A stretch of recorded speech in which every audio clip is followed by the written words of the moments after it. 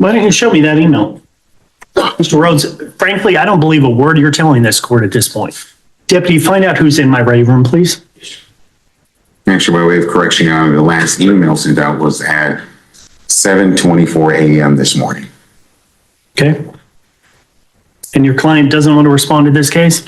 Does your client want to prosecute this case anymore, or should I dismiss it? No, yes, he does, Your Honor.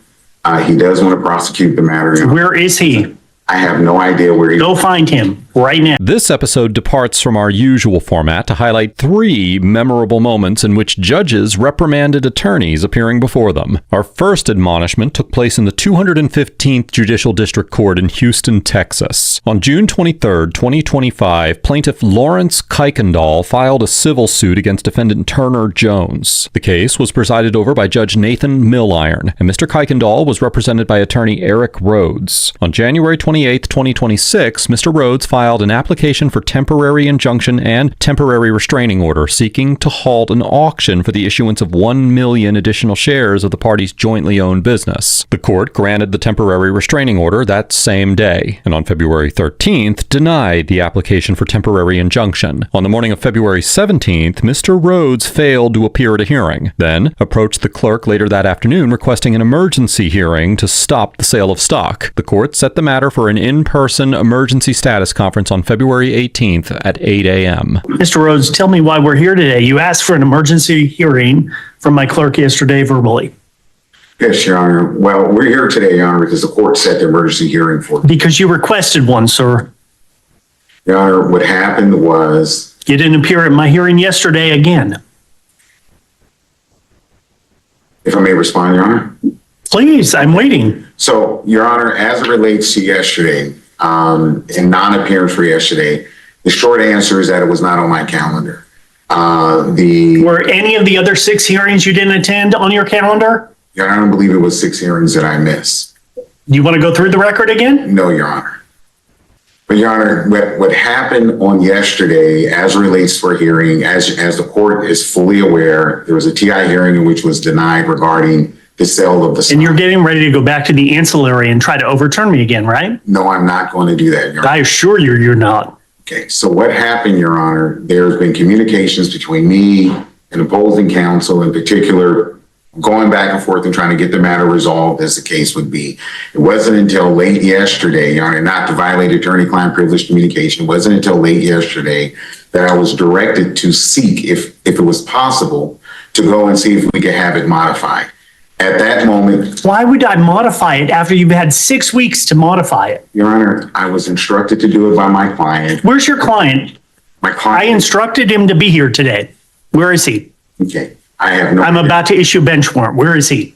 Your Honor, I have no idea where my client is. Okay. But Your Honor, may I explain? You may not. I'm asking where your client is. You don't know. Your Honor, if I may explain. When I called, the court advised that we had an emergency hearing scheduled for this morning. At your request. I advised my client of the emergency hearing on a status conference. The emergency hearing on a status conference. That he was ordered to appear at. Your Honor, I didn't. By the time I got the order, I was driving while I was speaking. I understand. You did it late in the day, and I did it late in the day. By the time I got the order and tried to reach out to him, I could not reach out to him. I could not contact him. Why don't you contact him right now and see where he is? If I may, Your Honor? Yeah, absolutely. We'll do it on the record. I'd like an address where he is because I'm about to send out the constable. This is probably the 10th phone call that I made. Please record your And message. this is what I get. I've sent an email. I've sent text messages. When did you send the last email to him? Last email was sent to him probably at about 5 o'clock this morning. Why don't you show me that email? Mr. Rhodes, frankly, I don't believe a word you're telling this court at this point. Deputy, find out who's in my ready room, please. Actually, by way of correction, Your Honor, the last email sent out was at 7:24 a.m. this morning. Okay. And your client doesn't want to respond to this case? Does your client want to prosecute this case anymore, or should I dismiss it? No, yes, he does, Your Honor. He does want to prosecute the matter. Your Honor. Where is he? I have no idea where he. Go find him right now. Okay. May I be excused? Yes? Y'all can step back. All right. Mr. Rhodes, any luck? No, Your Honor. No luck in contacting him. Mr. Simpson, Attorney Simpson, was able to contact the daughter, who advised that he was in Port Arthur, and also provided me with another number. I tried contacting that number multiple times, and it just goes straight to, actually, not even voicemail, says that it's full. So. It's clear to me your client doesn't want to prosecute this case. Why didn't you appear for 6 weeks? And then you appeared last week on Friday. You didn't appear yesterday, and now again this morning, you're requesting emergency relief from this court. Actually, Your Honor, as I mentioned earlier, I did not appear yesterday because the hearing was not on my calendar. When, as directed by my client to see if there was availability to have an emergency hearing, not today, but later next week. Well, you're not getting anything later next week. I promise you that. I completely understand, Your Honor. I was advised that they wanted to have the hearing this morning, and I advised the court that we were not seeking a hearing to seek relief for today. Well, but that was after you requested relief from my clerk, and she reached out to me late yesterday afternoon. Tell me what I do to make this right for everybody else in this courtroom that has spent their time and money this morning. I don't have any suggestions, Your Honor. All right. Well, I do. You're going to pay sanctions in the amount of $5,000. Get out of my courtroom now. And those sanctions are payable by you directly, not your client. I will sanction him directly in the future. Get out of my courtroom. Y'all are excused. Y'all on the 8:30 docket, have a seat, relax. I need a bench warrant. I want him arrested. I need a bench warrant. I want him arrested. Judge Milliron orders Mr. Rhodes to personally pay $5,000 in sanctions, specifying that the amount is not to be paid by his client, and directs the issuance of a bench warrant for Mr. Kuykendall's arrest. As the Court of Appeals of Texas explained in the 1992 case of Kutch v. Del Mar College, Texas courts have the inherent power to impose sanctions for conduct affecting core functions of the judiciary. The Supreme Court of Texas determined in the 1998 case of In re Bennett that this inherent power includes the authority to discipline an attorney's behavior through sanctions instituted on a court's own motion. Whether a particular sanction is quote-unquote just is governed by the 1991 case of Trans-American Natural Gas Corp v. Powell, where the Supreme Court of Texas held that constitutional due process requires that any sanction imposed not be excessive. Well, under this standard, the reasons supporting the sanction, including Mr. Rhodes' non-appearance at properly noticed hearings, must be weighed against his due process rights for the sanction to pass constitutional muster. Our next courtroom reprimand occurred during the high-profile Parkland school shooting case. On February 14, 2018, a former student opened fire at Marjorie Stoneman Douglas High School in Parkland, Florida, killing 17 students and staff members. Following his guilty plea, defendant Nicholas Cruz proceeded to a penalty phase trial in Broward County before Judge Elizabeth Scherer, which concluded on October 13, 2022, when the jury could not unanimously agree on a death sentence, leaving life in prison without parole as the only available outcome. On November 1st, 2022, the court held the first day of a 2-day sentencing hearing, during which the families of the victims were permitted to address the defendant directly. After one witness commented that the defense attorneys would have difficulty facing their own children after representing Mr. Cruz, the defense team raised the issue with Judge Scherer, arguing that references to their children were improper and should be out of bounds. No one jumped up to try to tap down that rhetoric. That is the rhetoric that I'm talking about.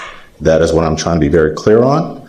Jeff Marcus, the state, they can hide behind their arguments, but we all are witnessing what is occurring in this courtroom. Which is myself. I'm a judge, and I understand that I'm in charge of the decorum, and I feel that 99% or a great percentage of what has been said has been appropriate. Everybody has maintained decorum, but for a few comments, it's best to just move on as opposed to highlight them. This is true, Judge, but I am witnessing a building of momentum, and I'm encouraging the court to direct the state to tap down on that momentum so it does not reoccur and it does not become a theme. Thank you, Judge. Your Honor, for the record, the only thing the state has said to any of these witnesses when they get up is, would they like to say something on behalf of the victim they're representing? There's been no encouraging or inciting, as Mr. Weeks has put on this record, That is a blatant falsehood and a recreation of the records. As far as no objections being made, it's the defense that could have objected. It's not the state's duty to object to their own witnesses when they're testifying. Okay. Listen, I've already heard. If you have anything else to say, you can put it in writing at a later time. I've heard from both sides more than once. That's going to be it. I've made my decision. Like I said, 99% of what's been testified to has been appropriate. I do not want to highlight the few things that were said that were perhaps not appropriate, and let's move on. Judge, I'm asking for 20 seconds next. You can have as many seconds as you want in writing, and you can put all of your objections in writing. They've been made multiple times from your chief assistant, from Ms. McNeil, and I don't want to hear anything else. I've already heard it. Is there something that has not already been argued? Yes, ma'am. Okay, exactly what is it? Judge, before Mr. Schachter took the podium and testified before this court, I wanted to reflect that both Mr. Marcus and Mr. Satz looked at the statement prior to the briefing. And so their implicit adoption of what he was saying, this improper arguments, in the court should. Okay, but what you are doing right now is highlighting something and making more of a spectacle. So if your office in general does not want to facilitate or incite violence, then we need to just sit down and move on. That's it.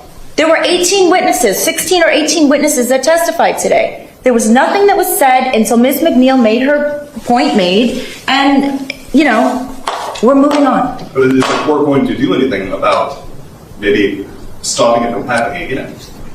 When these people are upset about specific things that have gone on from that table, like shooting the middle finger up at this court and laughing and joking, Ms. McNeil, be quiet.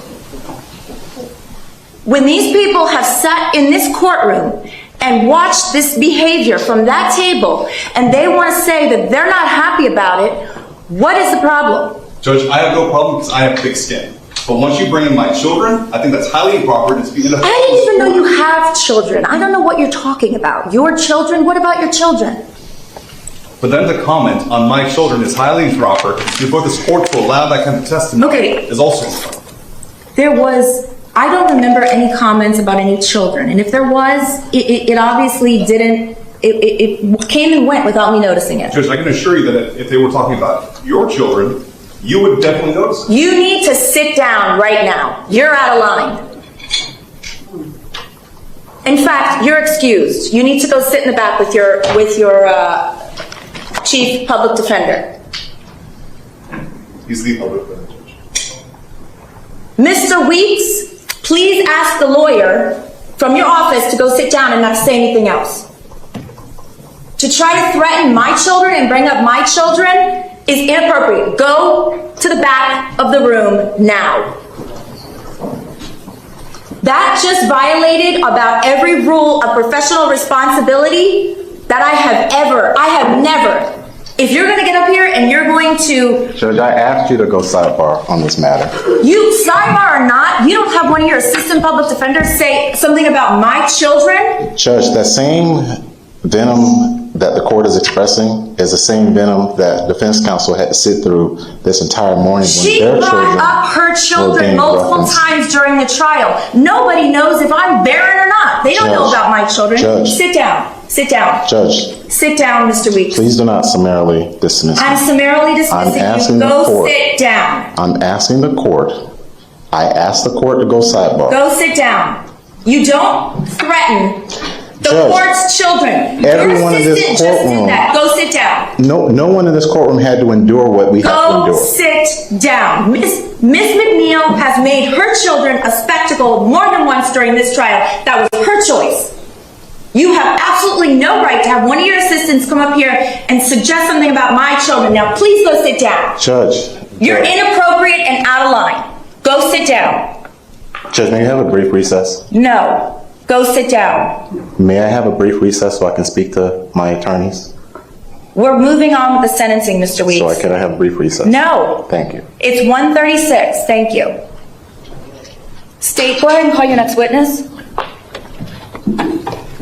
Mr. Anthony Montalto. Judge Scherer rejects the defense team's objection, and following an exchange in which defense attorney David Wheeler referenced the judge's own children while pressing the argument, directs him to be excused from the defense table and sent to the back of the courtroom. Florida jurisprudence has consistently recognized that courts possess inherent authority to manage the proceedings before them. In the 1978 case of Rose v. Palm Beach County, the Florida Supreme Court explained that courts have the inherent power to do all things that are reasonably necessary to administer justice within the scope of their jurisdiction, subject to existing laws and constitutional provisions. And in the 1952 case of Petition of Florida Bar, the court described that inherent power as extending to the incidents of litigation, control of the court's process and procedure, control of the conduct of its officers, and the preservation of order and decorum with reference to its proceedings. Now, as to the underlying objection that prompted the exchange, the scope of what victims may say at sentencing is governed by Section 921.143 of the Florida statutes, which provides that statements by victims and next of kin shall relate to the facts of the case and the extent of any harm, including social, psychological, or physical harm, financial losses, loss of earnings directly or indirectly resulting from the crime, and any matter relevant to an appropriate disposition and sentence. This statutory framework is reinforced by Article 1, Section 16 of the Florida Constitution, commonly known as Marsy's Law, which guarantees crime victims the right to be heard in any public proceeding involving sentencing. Neither Section 921.143 nor Marsy's Law expressly addresses statements directed at defense counsel or their families. And here, the defense's objection rested on the position that such references fell outside the scope of permissible victim impact testimony. Now, our third and final rebuke comes from the 14A District Court in Washtenaw County, Michigan. On October 30th, 2025, defendant Samuel Peoples appeared before Judge J. Cedric Simpson in a pending felony case to address a request for a competency evaluation and a bond violation arising from his tampering with the electric monitoring tether that he had been released on. Mr. Peoples was represented by the Public Defender's Office, with Assistant Prosecuting Attorney Rachel McDuffie appearing for the state. Court does call the cases of the people versus Samuel Peoples. And Alex Warren Green on behalf of Mr. Peoples. State your name, Sam. Samuel Peoples. Your Honor, Mr. Peoples has not yet been referred to the Forensic Center. I've prepared an order, and we are asking the court to order a forensic examination of that case. I will order a forensic examination without objection. Your Honor, in the bond violation matter, we'd ask to continue our plea of mute at this time. That bond violation arose from the charges he is now facing in felony case 1326. Ms. McDuffie apprised the court that there is a tether tamper, which gave rise to the bond violation. He has been charged with a felony for tether tampering, so I think at this time He has been? He has, yes, Your Honor. That's the new one. There is an error on the complaint. We are having that amended. It should be a general tamper versus the category this was in. Yeah, this is wrong. Okay. All right. We would just ask to continue our plea of mute and continue these cases to the competency hearing on. So is he just going to remain in custody? Your Honor, he's working with a social worker. Between now and October 30th, we are hoping to file a written motion, I think something substantive that gives the court a better idea. What's the objection in releasing? The thing is that as I understand the cut on the tether, he cut the tether, but he didn't go anywhere. He was right there when they went to go get him. That's my understanding as well, Your Honor. If the court would consider it, then I'd ask that he be released back to home confinement. I had all that exciting. Response? Your Honor, obviously we had an extended conversation about this at bench at the last hearing. I don't have any objection to him remaining on the conditions that he was on prior to this incident. I'm fine with him returning to home confinement the previous terms. Mr. Peoples, if I let you go back home, you're going to cooperate and do the right thing? Yes, Your Honor. Okay, that means you can't tamper with the tether. I understand now. You understand that? Yes. Or you understood it before, you just did it? I had a moment of anxiety that led to a freak out, and I felt like I needed to get it off me because it was claustrophobic. And Got it. yes, I hear you. It's going to be part of the, I don't know if there are funds available to try to deal with the payment for that strap. It's certainly something I can ask his family. They are here today. They are here. That's correct, Your Honor. All right. Samuel, yes, Your Honor. I give you another shot. You got to try to do the right thing. Yes, Okay. thank you, Your Honor. All right. I'm going to do it. I think you can do it. Me too. Okay. Understand. I'm going to reinstate your previous bond where you were previously at home, right? Mm-hmm. They'll have to do that because you don't have a tether on now, right? That's correct. Okay, so they'll have to fit you with a new one prior to your release. All right. Thank you, Your Honor. Okay? Don't let me down. Yes, sir. Your Honor, may I add one thing? After consulting with Mr. Peoples' family, they are asking the court if Mr. Peoples has any kind of crisis or something like that, if he can be transported to Trinity, Ann Arbor without necessarily violating a confinement order. Response? We addressed this, I think, at the last hearing. If Mr. Peoples needed to get seek help at the hospital, that wasn't going to be an issue regardless. He would just they would simply need to notify community corrections of what happened and where they are. And if there were any sorts of deviances from the home confinement zone, I think that was the plan, so that the court would be apprised of what was happening. But the tether conditions ought to remain the same. Actually, what happened last time was the public defender came up on Mr. Peoples' behalf with a communication from CMH and a request, I believe, from his family that they're aware of certain triggering events for Mr. Peoples. That on those triggering events arising, what they were looking for was some leeway from the court to allow them to take what action, not necessarily, I mean, if they had to go to Trinity, that's fine. That's a medical thing at that point. But from what I understood and what was explained to the court, sometimes it may just be a walk just to kind of bring him back. I mean, I'm not using medical terms, but yeah, I think you get what I meant. My understanding is, as we were looking at that, is the people were absolutely not in agreement with that. That's not correct, Your Honor. The request. Well, that's what you said.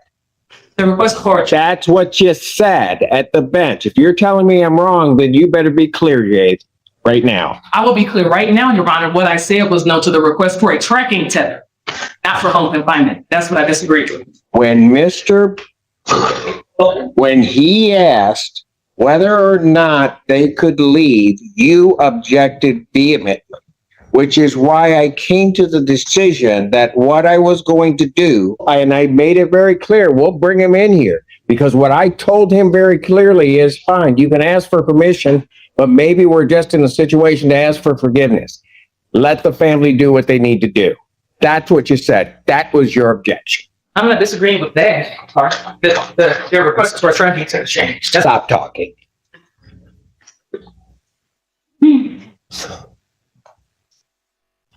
You huff one more time and we're going to have a problem. Childers, McDuffie, Mr. Brown, Miss Yagi, my chamber. In there. All rise. CJ Judge, Newport County, Washington State of Michigan, is now back in session. You may be seated. Peoples. Reverend joining right now, Your Honor. Your Honor, I'm very familiar with Mr. Peoples' case that the court wants to proceed. All right. Ms. Douglas is now here on behalf of people on this one. So I think we can finish this up. Here's what I'm doing. His new case had $100,000 bond. I'm going to make his bond in his new case match the bond with the conditions in his other case so that he can be released, because otherwise he would be held on that. He'll be refitted with a GPS home confinement tether prior to release. My understanding is family can pay the $175 to community corrections, so they'll get that paid and all prior conditions are reinstated. And then we need a new date. It's actually going to be October 30th. Okay. It's going to be our date. Anything else on this matter? Nothing from the defense, Your Honor. All right. And Samuel, you told me you're going to do it, right? Yes, Your Honor. Okay. Okay. Thank you. Following the dispute between Ms. McDuffie and Judge Simpson over what had been said at a prior hearing, Judge Simpson orders counsel for both the defense and state to meet with him in chambers. When the parties return, a different assistant prosecutor appears in place of Ms. McDuffie to finish the hearing. The decision to move a dispute into chambers is a tool available to a trial judge to address attorney conduct without escalating the issue in open court, and it allows the judge to manage tension between counsel and the bench while preserving the dignity of the proceedings. However, Canon 3A5 of the Michigan Code of Judicial Conduct prohibits a judge from initiating, permitting, or considering ex parte communications concerning a pending or impending proceeding, meaning that a judge cannot meet with one party or one party's attorney about the substance of a case without the other side being present. By bringing both the prosecution and the defense back to chambers together, Judge Simpson addressed the dispute with Ms. McDuffie outside of open court while keeping both sides in the room, which preserved the ability to manage the conflict privately without running afoul of the prohibition on improper ex parte communications. These three courtroom proceedings, though arising in vastly different procedural contexts, illustrate a single foundational principle. The courtroom is the judge's domain, and the authority a judge holds over the proceedings before them is broad. When an attorney believes a judge has gotten it wrong, whether on a sanctions ruling, the scope of permissible testimony, or the management of in-court conduct, the available avenues for challenge are narrow and structured. An attorney may make a record by stating an objection, may move for reconsideration through proper procedures, and may sometimes pursue appellate review of rulings that they believe were erroneous. What an attorney cannot do is press the disagreement in the moment by escalating the confrontation, raising the stakes with personal references to the judge, or insisting on the disagreement after the judge has signaled that the conversation is over. The consequences of that kind of mistake can be significant and immediate. A $5,000 sanction payable from the attorney's own pocket, removal from the counsel table in front of the jury, or a judicial reprimand, they can impact both the attorney's career and the outcome of the case. Judges are not always right, and the appellate courts exist precisely because trial judges make mistakes. But the courtroom is rarely the forum in which to win that argument. An attorney's most effective tools for challenging a judge are the record, the motion, and the appeal. And trying anything else, however justified the underlying frustration may feel, that tends to produce outcomes that serve neither the attorney nor the client.